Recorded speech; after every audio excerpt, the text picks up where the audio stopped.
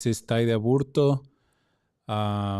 It's been a while since last time that we connected, but for some of those that follow us in social media throughout the different accounts that we have, you know that last week we were in DC attending the United States Hispanic Chamber of Commerce Legislative Summit. And on this broadcast, I want to talk to you about four different subjects that I think, from my perspective, it was important to share with you. And the first one that I want to talk to you and just give you an idea of what happens at these events at the national level. It is important for small businesses, whether you are Hispanic-owned business or not, to understand the importance of these legislative summits, because everything that is happening at the federal level, at the state level, at the local level, it has an impact on the business community. So for business owners, it is important to understand what is happening in terms of like policies and regulations, because a lot of them are gonna impact you positively or negatively, one way or another, depending on what the policy is all about. I was able to participate in some conversations that are meaningful to the work that we do through the Hispanic Chamber of E-commerce and the U.S. Business Association of E-commerce, specifically in those topics that are related to the micro business owners, and also anything that is related to the digital economy. There are some regulations right now that are being considered by Congress that I think, if they passed, will have a negative impact on the way that small businesses conduct their business online. Some of these platforms that we use to advertise our products and services in a very affordable way is because these platforms exist. And if this regulation passes, it will definitely have an impact in your business. So that's why it is important for you to know what's happening at different levels.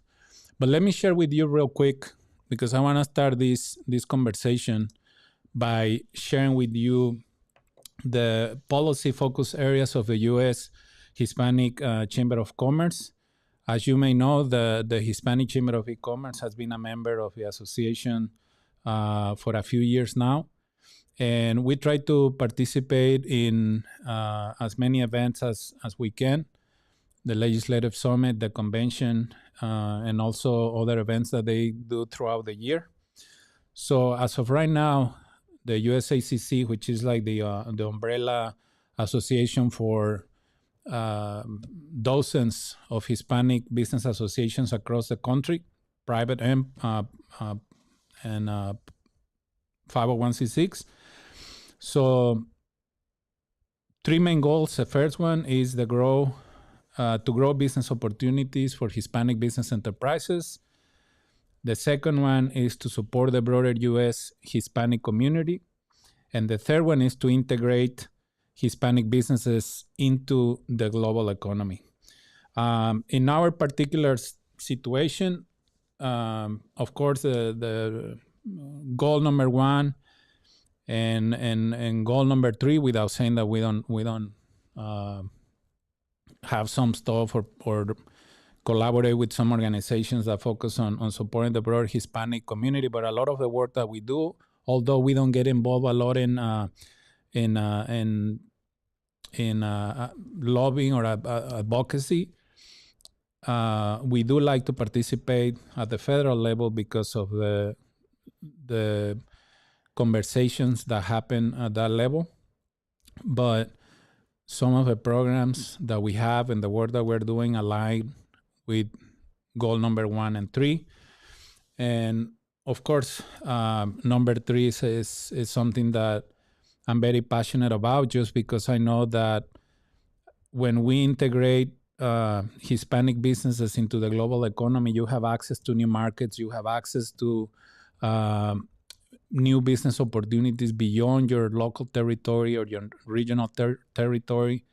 And now with the digital economy and all these platforms that we have access to, it allows our businesses to participate in the global economy with a very affordable, in a very affordable way. So uh, I share with you the link to the resources that were shared at the USACC Legislative Summit. So if you are interested in learning more about the work that the USACC is doing at the policy level, make sure that you download the document. It provides a lot of relevant data that is important for you to understand and to know.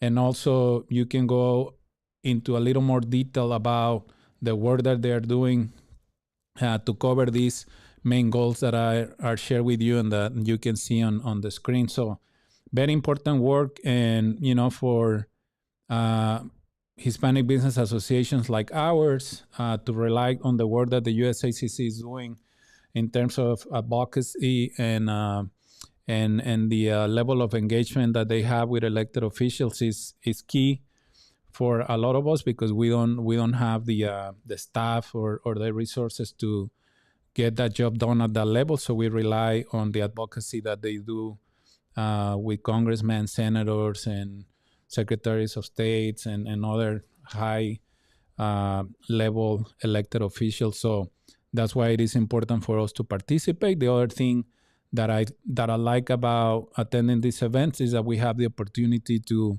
share best practices and learn from other Hispanic business leaders across the country.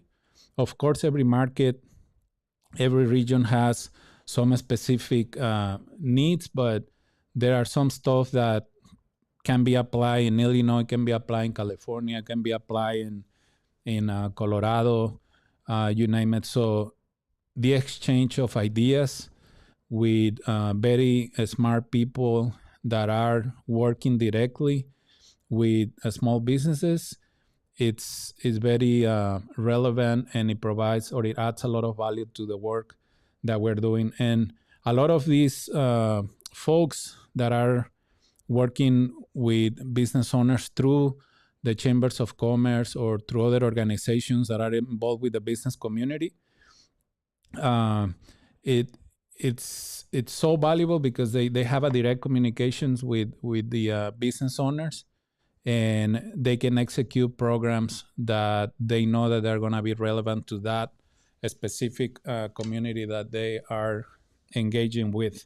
So, overall, it's an event that we enjoy attending, and of course, it's not for everyone, but if you want to check it out next year, I highly recommend you that you take a look at the agenda, the speakers and stuff, and if you want to get involved with the USACC, like for example, if you're a Hispanic business enterprise and if you want to start engaging with the USACC because of the work that they do in terms of like private and public procurement, the relationships that they have with corporations that are right now desperately looking for minority suppliers. So that's something that could definitely add value to your business. Now, let me jump real quick to the second point that I wanted to talk to you about.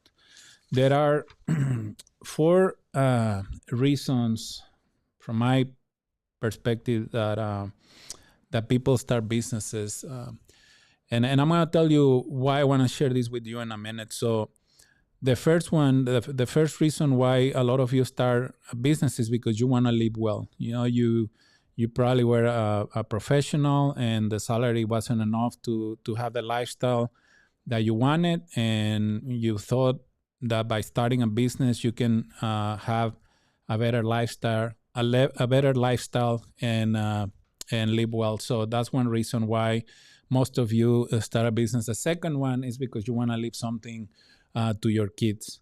The third one is you want to start a business just because it's exciting starting a business. But from the moment that you start that business, you already have, or you're already planning an exit strategy. You are going to sell it for a bigger amount of money, just so you can recuperate what you invested and make some profit out of it. So a lot of entrepreneurs start a business with the idea of selling their business, which is completely fine. And the last one is because you want to change the world. It's a business with a philosophy that is going to make things better in your community, in your state, in your country. And based on the 14 years that I've been working with small businesses, I think like some of you are going to fit in within one of these four categories. And the reason why I wanted to share this point with you is because right now there are a lot of conversations about the things that we can do as business associations, or business leaders, or just because of the level of engagement that we have with people working with small businesses. It's important to have or to understand these segmentations, because the programs or the resources or everything that we provide to our audience, we need to understand kind of like where they are within these four options, because depending on what you want to accomplish with your business, if you want to live well, if you want to leave it to your kids, if you want to sell it, etc., like your strategy is going to be a little bit different. There are certain stuff that apply in all cases, but there are some others that are going to be very specific for what you want to accomplish, right? So right now, when we're having conversations and where there are like cities and states and corporations trying to support small businesses, I think that we have to be very strategic about how we use the resources that we have access to, so we can serve the businesses that are engaging with us, whether again, like if you are a nonprofit working with small businesses, if you are a business association, if you are a private organization working with small businesses, regardless of what your legal status is, if you are working with small business owners, it is important for you to understand what the core of your demographic is, so you can provide the most valuable resources to them. In our situation, because of the majority of the businesses that we work with are kind of like micro, medium, small businesses, I try to bring the strategic partners and the resources that are going to add some value to the online business ecosystem that we're trying to create. But you as a business owner, you need to ask yourself, like, where do you fit in within these categories, so you can start working on your business strategy, so you can accomplish the goals that you have for your business. Because if you want to sell your business, you probably wanna scale it up really fast and maybe sell it in like 5-10 years or something like that. And the reason why this segmentation is important is like because when we're having the conversations about, let's say, access to capital or access to opportunities with the government or with private corporations, etc. What I argue is like a lot of business owners are not interested in doing business with the government, or they're not interested in doing business with corporations, just because their priorities are not there. They're different. They have different priorities, and that's fair, But so as business associations, we have to acknowledge that and make sure that we have the resources that are going to be important to the business community that is engaging the most with us, and that's why you can complement with other business associations, and that's what we're trying to do. We try to work with organizations that are helping small businesses to do contracts with the government or with private corporations, just because they have a more developed curricula and the connections and the resources and stuff to help those businesses out. One of our priorities has been since day one the digital economy, help small businesses to understand how they can how they can do business online, sell their products and services online, promote their products and services online, and have access to all the different online tools that it allows small businesses to compete better in the marketplace. So just think about where you fit, and based on where you think you are, reach out to different organizations that can help you accomplish what you are trying to accomplish. The third thing I wanted to talk to you about, it's one thing that it just keeps getting clearer and clearer in everything that I do. Is like, we have the connected economy and we have everything else. And but the connected economy, I see two things within the connected economy. The first thing is that your network is your net worth, right? And what I mean by this is like, the more connections that you have and the higher level that they are, the better opportunities are going to come your way, at least in an easier way. Of course, that you have to build some reputation. You have to run your business with a lot of integrity. You have to handle yourself as professional as possible. You cannot burn any bridges.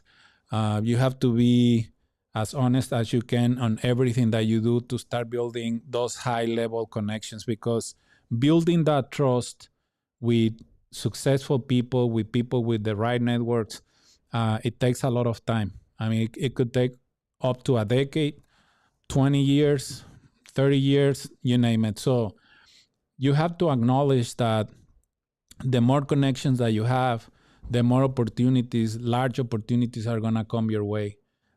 Just because they have been there, done that. They have gone through a lot of challenges to get to where they are, and they can save you a lot of time in getting there.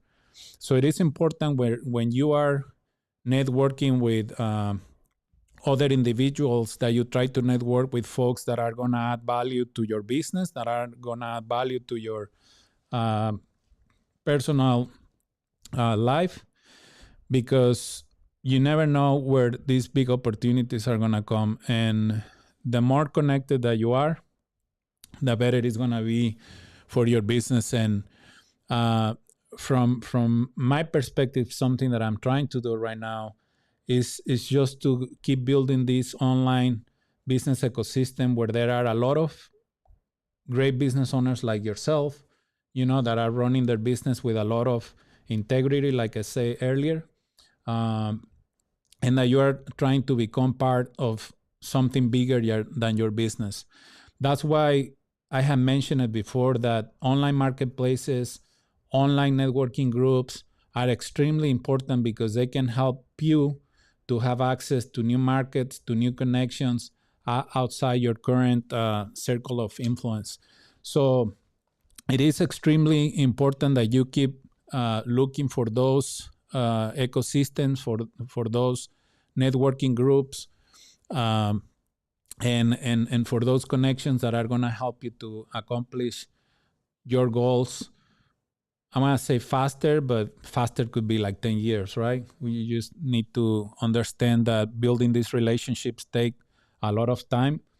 I've been investing a lot of years into building meaningful relationships with people that I respect, with people that I know that they have good values.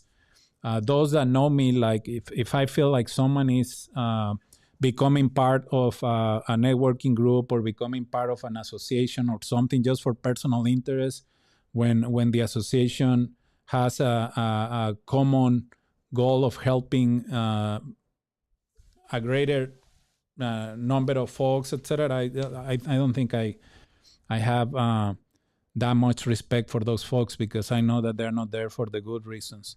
But when you have people with their heart in what they do, and when they commit themselves, to the certain projects and to certain programs or initiatives, and I know that they have their heart in what they're doing, I have mad respect for that people, because you know that they have good intentions, not just for themselves, but for a bigger group of folks.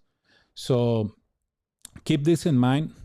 Keep this in mind because right now, after this pandemic, I believe that these connections or investing time in building meaningful connections in your life are more important than ever. Like if they were important before the pandemic, I feel like right now is more important than ever because a lot of folks have gone through many different situations and they were able to overcome different challenges and barriers thanks to the connections and the networks that they had. So I saw it, I live it. I know a lot of people that went through this process. So that's why I'm telling you, like investing time in building meaningful relationships with people that share your values, that share your vision, you know, like share your interest, is extremely, extremely important.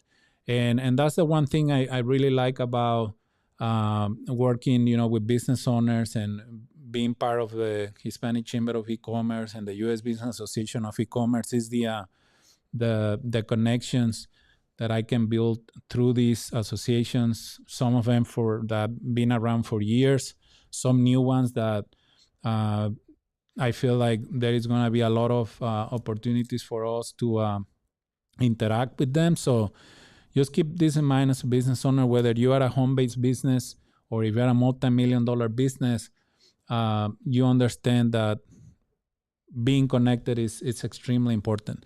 And then the other thing is the digital economy. The digital economy is another way for you to become part of something bigger than your business. To participate in marketplaces, it is important for your business, and it's something that you need to consider moving forward.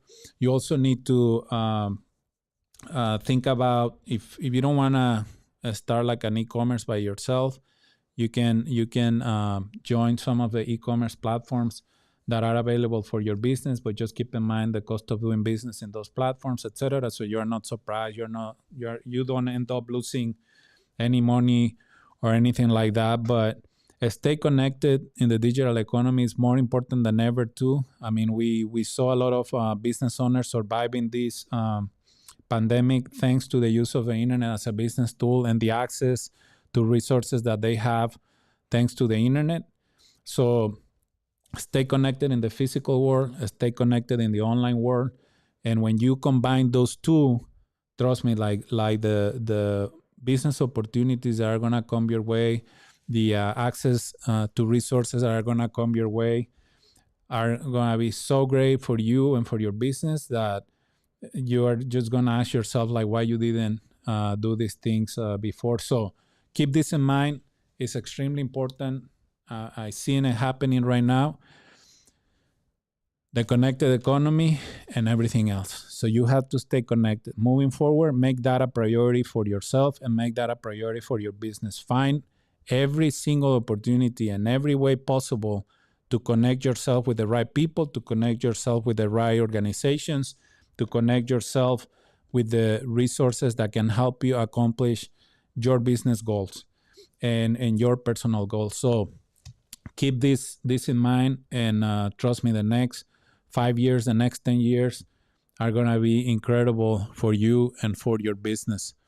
The last thing that I wanted to talk to you about today is that when I was in DC, I had the opportunity to get involved with the Connected Commerce Council, which it was probably one of the highlights of the trip for me.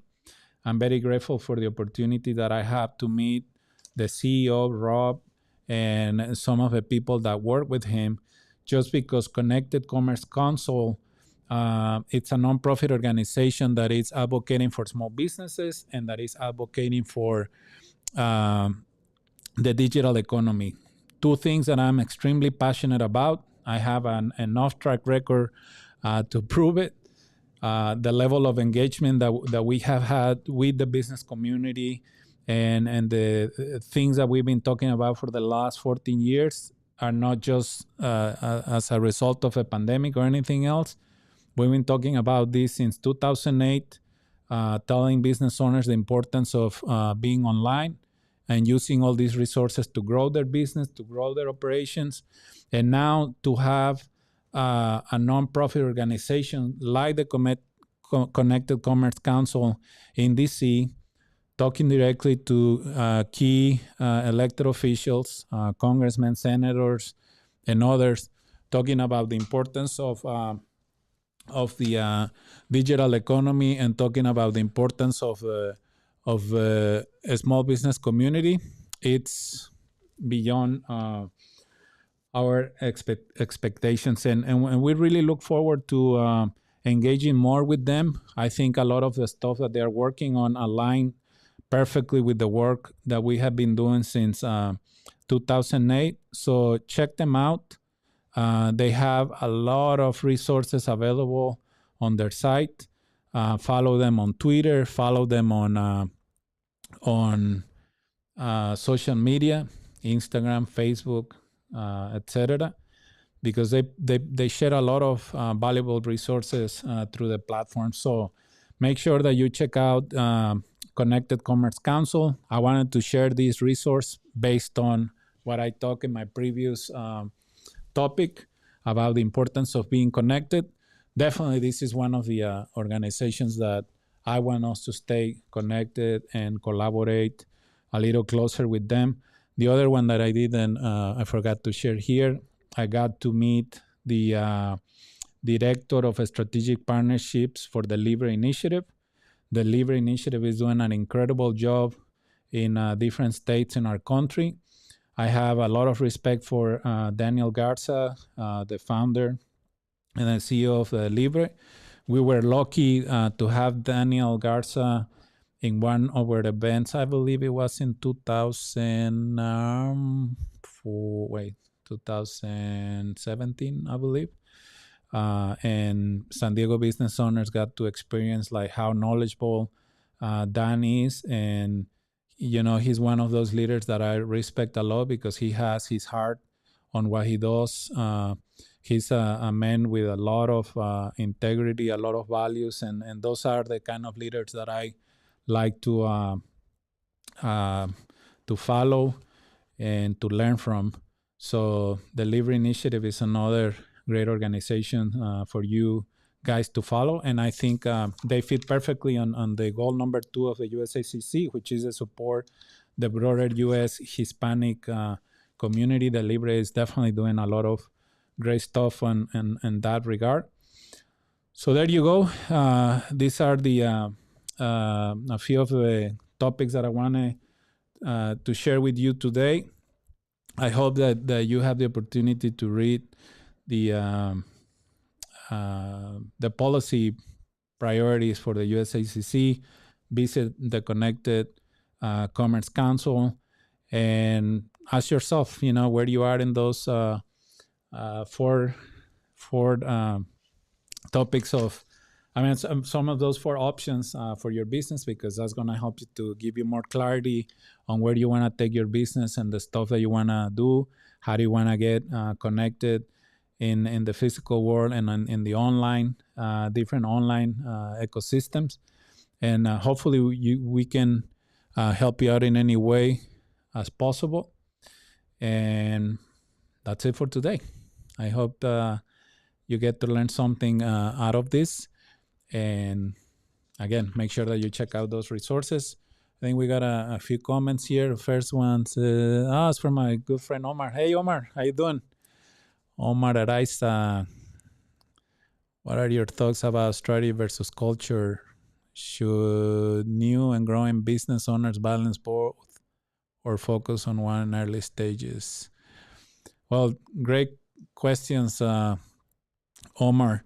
I think strategy and culture go hand in hand, because part of the strategy is to create a good culture within your organization, within your business. So if you are a business owner, you want to create an environment and have a culture, an internal culture that is going to motivate your employees to follow your vision and the mission that you have for the organization. I mean, you want to be able to translate that at every single level within the organization, from the people that are helping you at the lower levels all the way to the executive levels, because some of the most successful companies that we know of in the marketplace, they have been able to have a good internal culture and a well-defined strategy.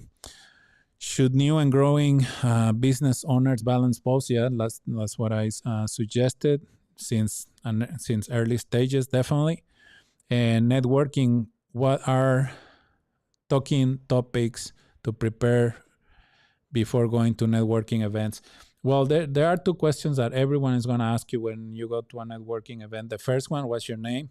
And the second one is, what do you do? So make sure that you have a good answer for both, because oftentimes I've seen people participating in networking events where they give a very complicated response, and you don't really understand what they do for a living. And the other thing that I want to recommend is just like listen, be a good listener.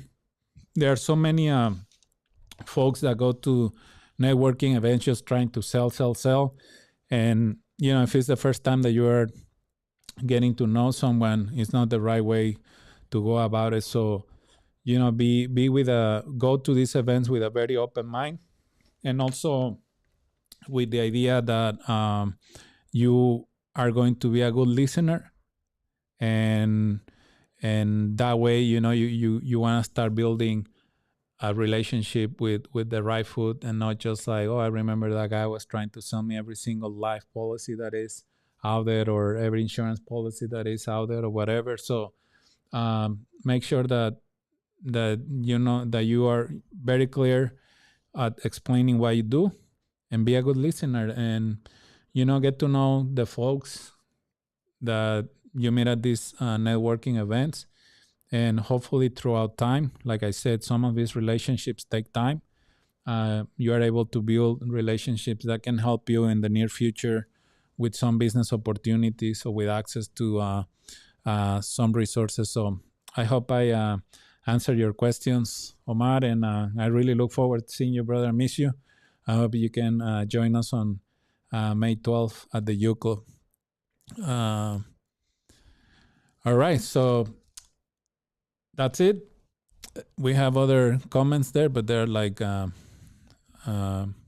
people trying to sell stuff, and I don't know, 2 of them. That's what I'm talking about. Build a relationship first before you start selling some stuff to someone. So, hey, Omar, I'm glad that you were still connected. So nice seeing you, brother. And save the day, all right? May 12th, 5:30, U Club. Look forward to seeing you there. So thank you, everyone, for tuning in. I appreciate it. And remember, we have an open growing marketplace in both of our associations. So feel free to join. Feel free to start connecting with a lot of the business owners that are part of this community. Trust me, like, we try to keep it as clean as possible in terms of like, the folks that hang out around our community. Whenever we get, yellow flags with some of the businesses that are part of it, I don't have any issues refunding money to folks that do not fit in within our family, within our business community. So we try to keep this environment with as many honest and well-behaved business owners, because it just help to create a really nice environment for business opportunities, for connections, and for other resources. And I'm very grateful, for all of you that are part of this association and this community, because you are the main reason why we keep doing what we're doing, and we've been doing it now for 14 years. So very grateful to all of you who are part of this family, and who like to participate in some of the stuff that we do. So thank you so much. Have a great weekend, and we'll tune in next week. All right. Take care. Chaucito.